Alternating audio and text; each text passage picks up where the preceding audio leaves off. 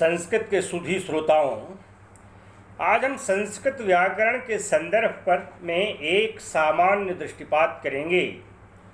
संस्कृत व्याकरण की क्या उपादेयता है, संस्कृत भाषा के संदर्भ में उसके व्याकरण का क्या कुछ योगदान है, क्या भाषा के ज्ञान के लिए व्याकरण अत्यधिक आवश्यक है, अत्यधिक महत्व का है। इन विषयों को लेकर के हम एक संक्षिप्त चर्चा करना चाहेंगे। देखिए, जो संस्कृत भाषा है यह संसार की सबसे पुरानी भाषा है, ऐसा समीक्षक कहते हैं। उसके पीछे का जो मूल कारण है वह उसके ग्रंथ ऋग्वेद का होना है। ऋग्वेद संसार का सर्वप्राचीन ग्रंथ रत्न है। इसमें किसी भी विद्वान को विप्रतिपत्ति नहीं है। विश्व स्तर के भी सभी समीक्षक इस बात को अंगीकार करते हैं। उसका कारण ये है कि ऋग्वेद में जिन भी तथ्यों की चर्चा है वह अत्यंत विलक्षण है। ऐसा लगता है कि उस प्रकार की चर्चा उसके पूर्व में कभी भी नहीं हुई होगी, और उसकी भाषा, उसके शब्द और उसका गांधीर्य उसमें व्यंग्य पग पग पर हैं और तमाम ध्वनियों का सम्मिश्रण है, जिसके कारण विश्व समीक्षक ऋग्वेद को सर्वप्राचीन कृति मान लेते हैं। और वह ऋग्वेद चूँकि संस्कृत भाषा में लिखा गया है, इसलिए संस्कृत भाषा को सबसे पुरानी भाषा कहने में किसी को कोई विप्रतिपत्ति नहीं होती। ऋग्वेद ऋक् धन वेद इन दो शब्दों का योग है। ऋच्यते स्तूयते नयायत ऋक्, जिसके द्वारा स्तुतियाँ की जाती हैं, ऐसी संहिता की स्थिति ऋक् है, और उस ऋक् मय वेद को ऋग्वेद कहते हैं। अब ये ऋग्वेद जिसका सबसे पहला ग्रंथ है, ऐसी भाषा का नाम है संस्कृत। अब संसार में जब कोई भी भाषा नहीं थी तब संस्कृत विराजमान थी। आज संसार में लगभग 3000 भाषाएं हैं। भाषा वैज्ञानिकी तुला पर तोलने पर ये निष्कर्ष सामने आते हैं। तमाम समीक्षक इस बात को स्वीकार करते हैं। अब ये जो संस्कृत भाषा 3000 भाषाओं के सापेक्ष प्राचीनतम है, इसका कारण यह भी है कि इसमें जो इसकी विशुद्धि है, इसका समय के सापेक्ष प्रासंगिक होना भी है। इसमें समय समय पर विद्यमान होने वाले, दिखाई पड़ने वाले, परिवर्तित होने वाले स्वरूपों के साथ जो संचरण है उसकी गति भी विराजमान है, जिसके कारण यह अद्यावधि बनी हुई है। और इसका जो साहित्य है वह सर्वाधिक विशाल है, सशक्त है। इसमें लाखों करोड़ों पुस्तकें रची गई, सृजी गई, प्रणीत की गई, गढ़ी गई, और इस भाषा के सृष्टा ऋषि कहलाए, मुनि कहलाए। ऋषयो मंत्र दृष्टारः। यहाँ ऋषि प्रणेता ही नहीं होता था, बल्कि मंत्रों के दृष्टा को ऋषि कहते थे। अर्थात उसने शब्द ब्रह्म, वर्ण ब्रह्म, अक्षर ब्रह्म की बात की और कहा ये जो अक्षर है उसी अक्षर पर इस तरह से उसने मन एकाग्र किया कि उस मनस्तित्व के एकाग्र होने के कारण उस अक्षर पर ब्रह्म का साक्षात्कार हुआ, जिसके कारण ओम इत्येकाक्षरम ब्रह्म, अक्षरम परमम ब्रह्म, तमाम बातें कही गईं। और ऋषयो मंत्र दृष्टारः, ये बात भी स्वीकार की गई, इसका साक्षात्कार हुआ। तो यहाँ तो शब्द ब्रह्म हैं, इसीलिए ज़रा सा भी शब्द छू जाते हैं तो हम उन्हें प्रणाम करते हैं। हम शब्दों पर पैर नहीं रखते। मूर्ख लोग स्वागतम जमीन पर लिखकर पैर रखते हैं। लेकिन जो बुद्धिमान हैं, जो शब्द ब्रह्म को समझते हैं, वे कदापि ऐसा नहीं कर सकते। तो संस्कृत भाषा साहित्य की दृष्टि से सर्वाधिक विशाल है। इसका साहित्य 2 भागों में बटा है, वैदिक और लौकिक। जो वैदिक वाङ्मय है उसमें वेद चतुष्टय, 6 शास्त्र, ब्राह्मण ग्रंथ, आरण्यक ग्रंथ और उपनिषद, ये 5 मुख्य खंड आते हैं। और उसके बाद लौकिक भाषा का अवतरण होता है। कुछ लोग वैदिक संस्कृत को वैदिक भाषा भी कहते हैं और लौकिक संस्कृत को संस्कृत भी कहते हैं, किंतु जन सामान्य संस्कृत के ही 2 रूप, वैदिक और लौकिक के रूप में इसका विभाग करता है। अब ये जो इसका साहित्य है, ये साहित्य मूल रूप से संस्कृत भाषा का है, और जो भाषा है वह उसका निर्माण बोली और लिपि, इन 2 माध्यमों को लेकर के होता है। बोली, जिसके माध्यम से हम बोलते हैं, संकेत आदि माध्यमों से इसका प्रादुर्भाव होता है और धीरे धीरे हम बोलने लगते हैं।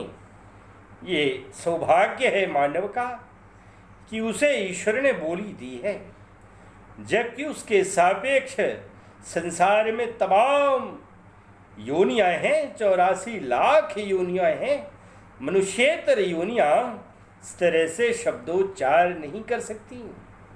तो इसलिए जो बोली है वह मानव को प्राप्त है। वह बोली जब लिपि का भी रूप ले लेती है तब उसे भाषा कहते हैं।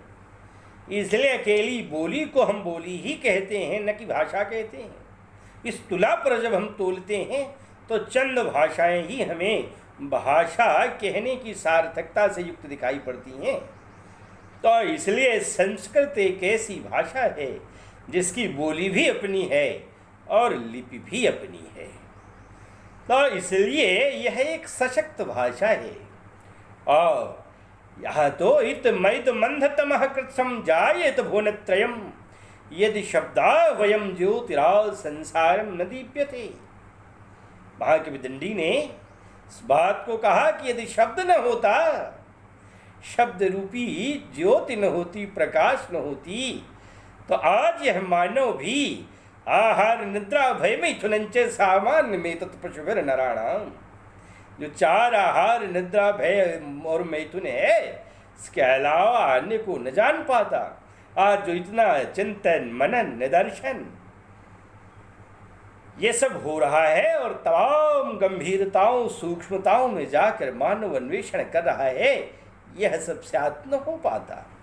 तो इसलिए यह जो शब्द ज्योति है, यह ब्रह्म है, ये इसी ने हमें आगे बढ़ाया है। और महर्षि पतंजलि ने कहा, एक शब्द सुप्रयुक्त सम्यक ज्ञातः स्वर्गे लोके कामधुक् भवति। तो इसलिए शब्द बेस कीमती है। शब्द ध्वनु धातुर घञ प्रत्यय से योगे कृत शब्द इति संस्कृत भाषायां निष्पद्यते। तो इसलिए ये शब्द अत्यंत महत्वपूर्ण है। उन वर्णों के समूह को, शब्दों के समूह को, शब्दों के एकत्रीकरण को वाक्य और वाक्यों के एकत्रीकरण को हम भाषा कहते हैं। इसलिए बोली और लिपि दोनों ही जिसमें सन्निहित हैं वह भाषा है। अब ये जो संस्कृत है ये हमारी एक भाषा है। अब जब भाषा बन गई तब हम जानते हैं कि यह भाषा में तमाम सारा साहित्य गढ़ा गया। इस भाषा का नाम संस्कृत है। ये संस्कृत इसका नाम ही कैसे पड़ा?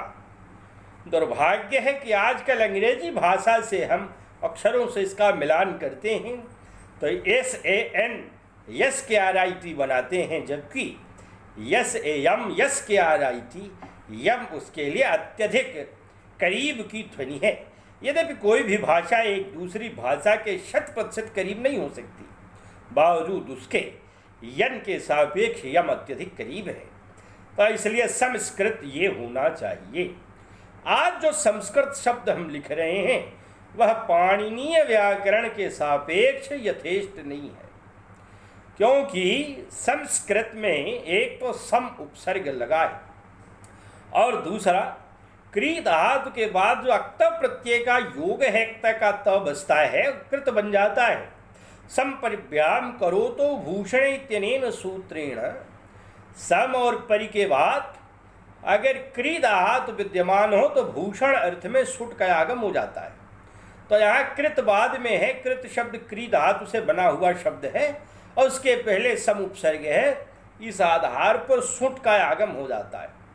उकार की उपदेश जन्मासिकृत से टकार की हलंत्यम से संज्ञा होकर के सभर शेष रहता है, तस्लोप से लुप्त होकर सशेष बचता है। और सम के मकार को भी स आदेश हो जाता है। उसके लिए कई सूत्र व्यवहार में लाए जाते हैं पाणिनि व्याकरण के आधार पर। अत्रानुनासिक पूर्व से तुआ, अनुनासिकात पर अनुस्वार, खरवसानी और विसर्जनीय है, संपुंका नाम सो वक्तव्य, ये तमाम सूत्र आते हैं। और उसके बाद जो म है उसके जगह पर भी स हो जाता है और सुट का स पहले से है। इसलिए स के ऊपर जो अनुस्वार है वह विकल्प से अनुनासिक का भी रूप लेता है। तो सम स, अब बाद में दो स होते हैं और तब कृत होता है। तो इसलिए संस्कृत और संस्कृत ये दो शब्द दिखाई पड़ते हैं, बनने चाहिए। किंतु कालांतर में सरलीकरण की पद्धति, समीकरण की पद्धति विकसित हुई, जिसके क्रम में आजकल एक ही सकार दिखाई पड़ने लगा है। लोगों ने विवशता में एक न्याय बना लिया, एक वाक्य बना लिया, समो वा लोप में के। एक ये बहुवचन का है, भी ध्यान रखिएगा, एक वचन में ही होना चाहिए। जब एक संख्या है तो एक वचन, लेकिन जब यह एक क्लैरिफाई नहीं होता तो बहुवचन में भी रूप चलता है। तो यहाँ एक है, एके है, न कि एके सप्तमी का एके समझ लीजिएगा। इसलिए एके जनाः मने कुछ एक लोग, समोवा वा मने विकल्प से समः, इन दोनों के समान होने के कारण एक मान लेते हैं, एक का लोप कर लेते हैं, समोवा लोप में के। तो इसलिए इन दो सकारों में से एक का लोप कर लेते हैं कुछ एक लोग। तो जो शेष लोग हैं वे क्यों नहीं लिखते भाई? कुछ एक का मतलब तो 5%, 10%, तो 90% को तो लिखना चाहिए। लेकिन कोई भी संस्कृत की पुस्तक नहीं दिखाई पड़ती जिनमें दो सकार दिखाई पड़ रहे हों। यह अत्यंत विडंबना का विषय है। यह संस्कृत शब्द शुद्ध परिष्कृत या परिमार्जित का पर्याय है। क्या मतलब? एक ऐसी भाषा जो पूर्णतया शुद्ध है, परिष्कृत है या परिमार्जित है, उसका नाम संस्कृत है। क्या कह देने भर से काम चल जाएगा? लोग कहते हैं कि आज विज्ञान का युग है। आज ही नहीं, विज्ञान का युग तो हमेशा था। आज तो विज्ञान पूर्व के सापेक्ष बौना है। विज्ञान तो भारतवर्ष का तब चरम पर था जब बिना अस्त्र के ही अस्त्र बुला लिए जाते थे। जब हत्या करने के बाद भी बाण बच जाता था सुरक्षित और पुनः आकर तर्कस में लग जाता था, लौट आता था। जब शब्द के आधार पर बाण जाकर के हत्या कर देते थे और लौट आते थे। जब ऐसे ऐसे विमान थे जिसमें हमेशा एक सीट खाली रहती थी और मन की गति के समान चलता था, कोई संसाधन समाप्त नहीं होता था। ऐसे ऐसे इंजीनियर थे नल और नील जो महासागर पर 400 योजन का जो समुद्र, विशाल हिंद महासागर, उस पर पुल बना लिया था। तो ये इतना बड़ा विज्ञान था, व्यापक विज्ञान। तो इसलिए आज विज्ञान का युग है, यह बात कहना बहुत सटीक नहीं समझ में आती, इसलिए कि विज्ञान का युग तो हमेशा रहा होगा और प्राग के सापेक्ष वर्तमान का विज्ञान तो अत्यंत बौना दिखाई पड़ता है। तो इसलिए जो यह संस्कृत शब्द शुद्ध, परिष्कृत या परिमार्जित का वाची है, ये निश्चित रूप से वैज्ञानिक तुला पर भी सटीक दिखता है। यदि इसकी भाषा के शब्दों पर हम जाते हैं तो कई तथ्य उजागर होते हैं। आजकल कंप्यूटर आ गया है और उससे भाषा का भार हो रहा है। तमाम भाषा के शब्द डाल दिए गए हैं, आसानी होती है, ढूंढने में भी शीघ्रता होती है। और ये नासा के वैज्ञानिकों ने, संसार के बड़े बड़े कंप्यूटर के वैज्ञानिकों ने इस बात को प्रमाणित भी कर दिया है कि संस्कृत ही एक ऐसी भाषा है जो कंप्यूटर के लिए उपयुक्ततम है, सर्वाधिक उपयुक्त है। क्योंकि कोई भी शब्द इधर उधर कर दिया जाए फिर भी इसमें अर्थ का कोई परिवर्तन नहीं आता, अर्थ में कोई विघटन नहीं आता, अर्थ ज्यों का त्यों रहता है।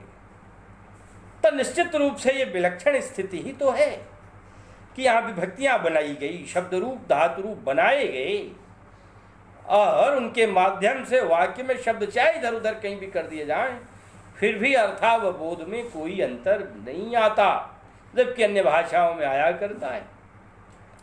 तो इसलिए संस्कृत एक निश्चित रूप से शुद्ध परिष्कृत या परिमार्जित भाषा है, पर हम कह तो देते हैं। हम इस भाषा में सन्निहित रहने वाले साहित्य, दर्शन, वेद आदि का अध्ययन भी करते हैं, पर इन अध्ययनों में अगर हमारा व्याकरण पक्ष कमजोर है, निर्बल है, दुर्बल है, तो हम उसमें कही गई बातों को सटीक रूप में नहीं जान पाएंगे।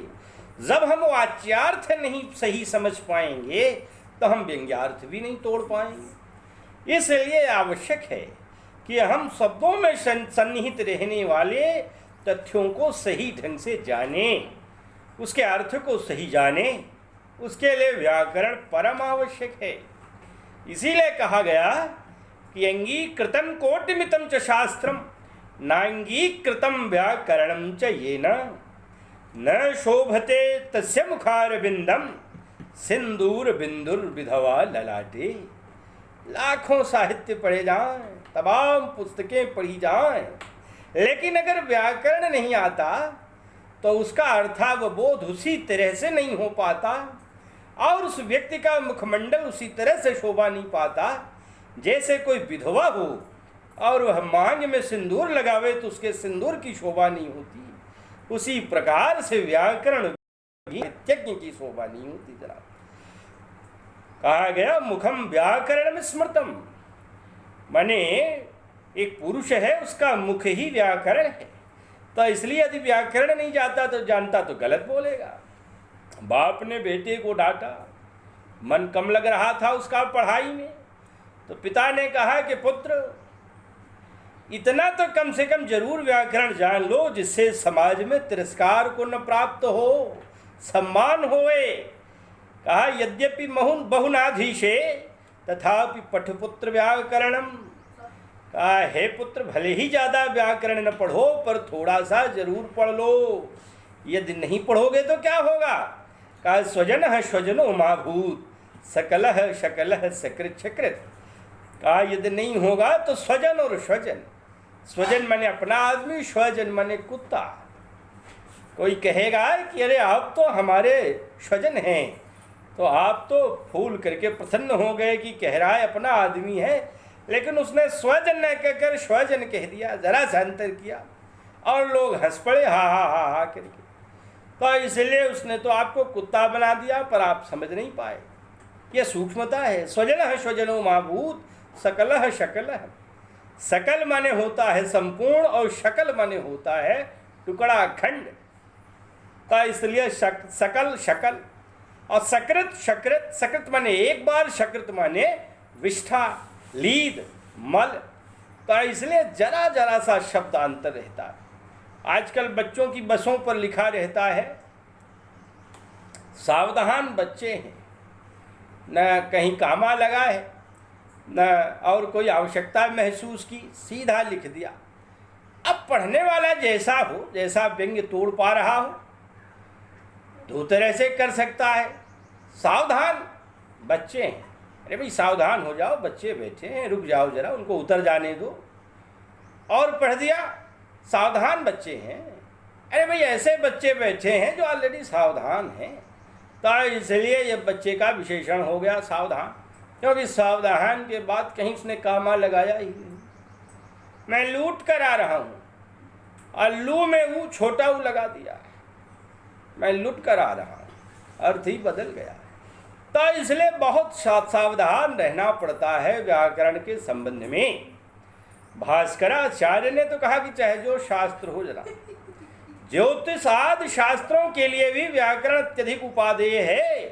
द्विविध गणित द्विविध गणित मुक्तम व्यक्तम अव्यक्त युक्तम तदवगमन निष्ठ शब्द शास्त्रे पठिष्ठ यदि भवति तदेदम ज्योतिषम भूरिभेदम प्रपेठितुम अधिकारी सोन्यथा नामधारी। तो इसलिए व्याकरण के बिना आपने कोई शास्त्र पढ़ा है तो नाम भले कर लीजिए कि मैंने पढ़ा है, किंतु पढ़ा नहीं है आपने सही। इसलिए व्याकरण तो मूल है, जिसकी घोषणा कर दी आनंदवर्धन ने अपने ध्वन्यालोक में। कहा प्रथमे ही विद्वांसो वैयाकरणा, कहा कि व्याकरण शास्त्री तो पहले दर्जे के विद्वान हैं। व्याकरणम ही मूलात् सर्व विद्यानाम, व्याकरणम ही मूलत्वात् सर्व विद्यानाम, कहा कि व्याकरण ही तो सभी विद्याओं का मूल है। तो इसलिए निश्चित रूप से व्याकरण शास्त्र के बिना तो सब कुछ अधूरा है, अपूर्ण है। राजा भोज संस्कृतज्ञ थे, लेकिन संस्कृतज्ञ होने के साथ साथ बराबर व्याकरण का अध्ययन अपेक्षित होता है। बड़े बड़े लोगों से चूक होती है। इसका विशाल लिंगानुशासन है। पुल्लिंग, स्त्रीलिंग, नपुंसक लिंग का भेद, उसके व्यवहार में न्यूनता हो जाने की बराबर संभावना होती है। चूक त्रुटियां हो जाने की संभावनाएं बनी रहती।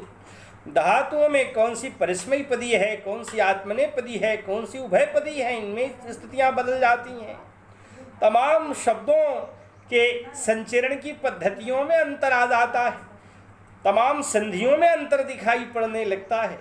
तो इसलिए बहुत सावधान होकर के इस पर दृष्टिपात किया जाना अपेक्षित है। कुमारिल भट्ट को जब ये बात अत्रापिनोक्तम तत्रापिनोक्तम इति पुनरुक्तम, का यहाँ भी नहीं कहा गया और वहाँ भी नहीं कहा गया, फिर भी पुनरुक्ति है, ये बात खटक गई। और उन्होंने कहा कि बस यहाँ भी नहीं कहा गया, वहाँ भी नहीं कहा गया, तो पुनरुक्ति कैसे हुआ? पुनरुक्ति तो एक से अधिक बार कही गई बात में ही होती है। तो इसलिए वहीं पाठ रख दिया। कहा अब आज नहीं पढ़ाएंगे, सोच लेंगे तब। एक उनका बड़ा, सबसे बड़ा मेधावी, सबसे अधिक कुशाग्र बुद्धि वाला, नवनोन्मेषशालिनी प्रज्ञा का धनी व्यक्ति भी था, प्रभाकर। प्रभाकर ने देखा गुरुदेव के चले जाने के बाद और सुधार दिया, अलग अलग कर दिया। मिसप्रिंटिंग हो गई थी किताब वाले से, तो उन्होंने सुधार दिया। कहा अत्र अपिना उत्तम तत्र तुना उत्तम इति पौनरुक्तम, यहाँ आपके द्वारा कहा गया और वहाँ तू के द्वारा कहा गया, इति पौनरुक्तम, यह पुनरुक्ति दोष है, ये कह दिया, लिख दिया। गुरुदेव ने दूसरे दिन पुस्तक खोला, अब खोल कर जैसे ही देखा तो तुरंत समझ गए, बिल्कुल स्पष्ट हो गई बात। तो उन्होंने प्रभाकर को उसी समय गुरु की उपाधि प्रदान किया था। तो इसलिए ये व्याकरण है।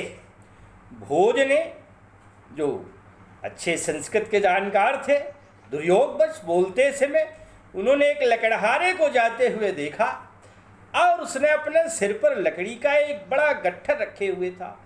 और भोज ने सोचा कि यह समस्या में है, दिक्कत में है।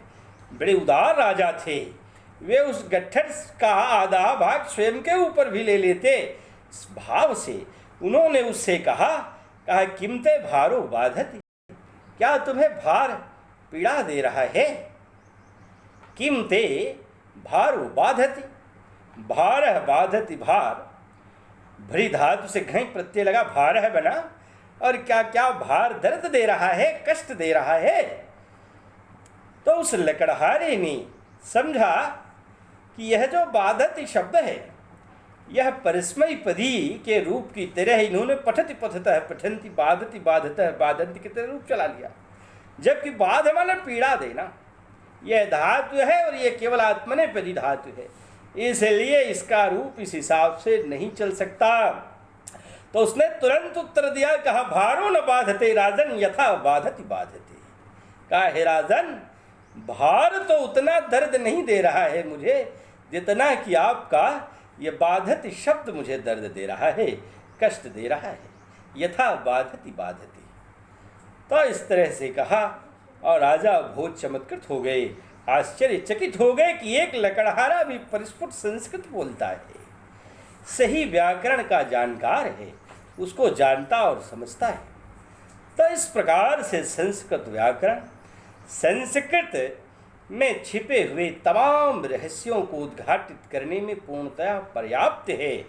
और हम सभी को चाहिए कि संस्कृत व्याकरण के महत्व को समझें, ताकि उस भाषा में सन्निहित रहने वाले तथ्यों को सही रूप में जान सकें, समझ सकें। इति शम।